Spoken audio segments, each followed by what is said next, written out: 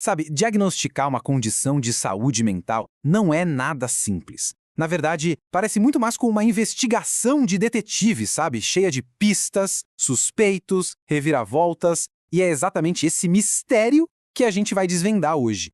Então, a gente se depara com essa pergunta, né? Um sintoma. Tantas causas possíveis.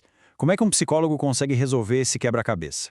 Porque é isso. Um único sintoma pode ser a ponta de um iceberg para várias condições que não têm nada a ver uma com a outra. E acertar no diagnóstico não é só um detalhe técnico, não. É absolutamente crucial para indicar o tratamento certo. E olha só que exemplo perfeito para a gente entender o tamanho do problema. Pensa no estado confusional. De cara, a gente pode pensar, sei lá, em esquizofrenia. Mas e se for o corpo reagindo à abstinência de álcool? Ou quem sabe uma infecção que está agindo no organismo? São três caminhos completamente diferentes, partindo de um único lugar. Complicado, né? Ok, então vamos entrar na primeira parte da nossa investigação, o quebra-cabeça diagnóstico. Para a gente poder resolver esse mistério, a gente precisa primeiro entender por que ele é tão complexo. É que o grande ponto é o seguinte: na saúde mental, os sintomas não são, digamos, exclusivos. É tipo febre, sabe? Febre pode ser sinal de um monte de coisa. Da mesma forma, sentir ansiedade ou ter um pensamento meio desorganizado pode aparecer em vários transtornos diferentes. Por isso que um diagnóstico feito às pressas, sem investigar a fundo, pode ser um erro perigoso. Beleza, vamos para a segunda parte, o método da exclusão. E é aqui que a coisa fica interessante. Para lidar com toda essa complexidade, os profissionais usam um método super sistemático, que é bem parecido com o de um detetive mesmo. Vamos ver como isso funciona na prática. E a ferramenta principal para isso tem nome, é o diagnóstico diferencial.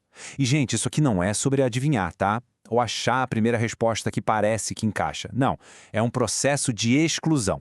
A ideia é ir riscando da lista, metodicamente, tudo aquilo que não é, até que a resposta certa fique clara, entende?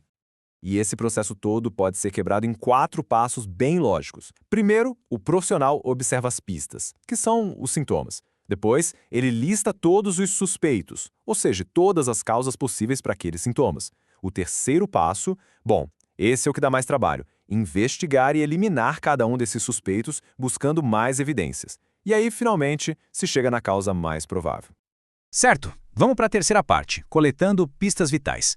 A gente já entendeu o método, mas a pergunta que fica é: como essa investigação rola na prática?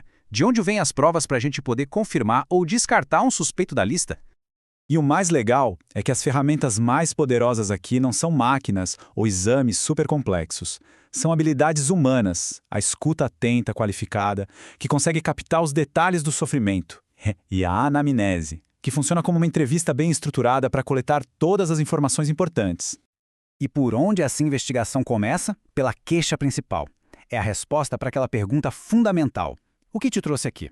Essa primeira pista, sabe? É o ponto de partida que vai guiar todo o resto da investigação.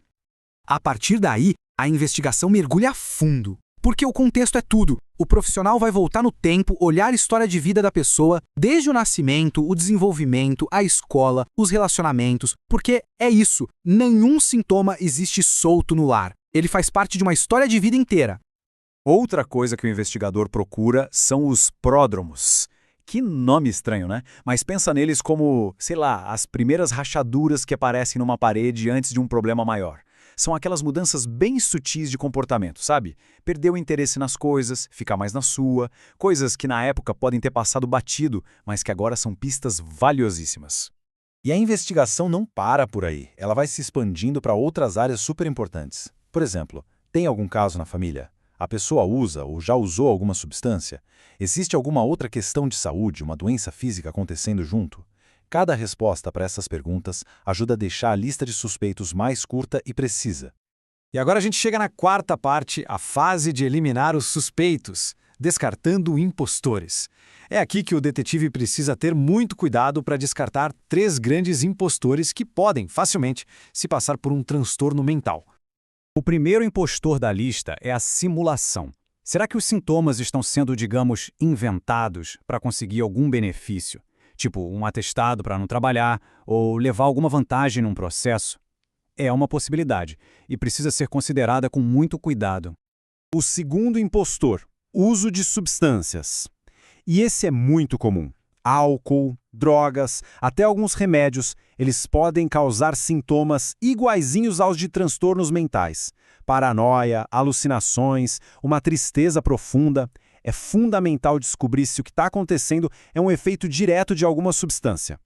Olha só esse caso do Pipo que ilustra isso perfeitamente. Por anos, dos 14 aos 19, ele usava várias drogas e tinha alucinações bem pesadas. A primeira suspeita poderia ser esquizofrenia, claro. Só que, aos 19 anos, ele parou com tudo. E adivinha? As alucinações desapareceram por completo. Tá vendo? O fato de sintomas sumirem com abstinência apontou o verdadeiro culpado e descartou um transtorno primário.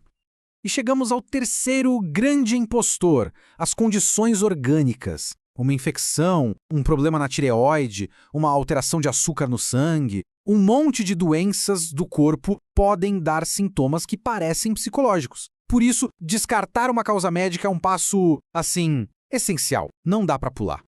Mas aí, como diferenciar? Uma das pistas mais importantes é a velocidade com que tudo começou. Geralmente, transtornos como a esquizofrenia vão se desenvolvendo aos pouquinhos, sabe? Já uma condição orgânica, como o delírio, costuma aparecer de repente, de uma hora para outra, de forma bem intensa. Esse tempo de início é uma pista diagnóstica chave. E essa tabela aqui ajuda a gente a visualizar bem essas diferenças. Olha lá, o delírio é súbito, agudo e os sintomas vão e voltam. A demência já é gradual e vai piorando com o tempo. A esquizofrenia também é gradual, muitas vezes com aqueles sinais que a gente falou, os pródromos, e geralmente aparecem mais no final da adolescência. Quando a gente vê assim lado a lado, fica mais fácil de entender a lógica por trás da exclusão, né? E, finalmente, nossa última parte, além do rótulo. Depois de todo esse trabalho de detetive, se chega a uma hipótese diagnóstica. Mas e aí? O que isso significa de verdade?